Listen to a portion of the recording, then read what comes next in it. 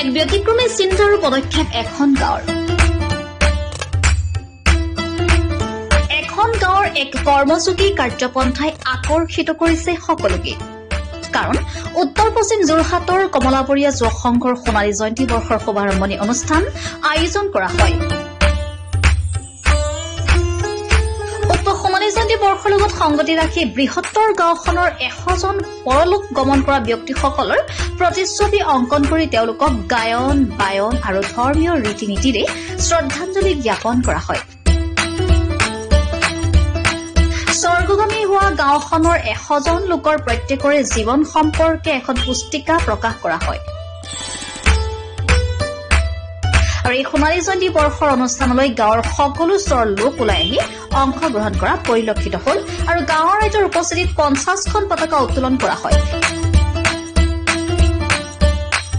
এই অনুষ্ঠানতে শ্ৰী শ্ৰী ৰতনপুৰ বৰকলীয়া সত্ৰৰ সত্ৰাধিকাৰ আনন্দ চন্দ্ৰ গোস্বামীয়ে অংশগ্ৰহণ কৰে।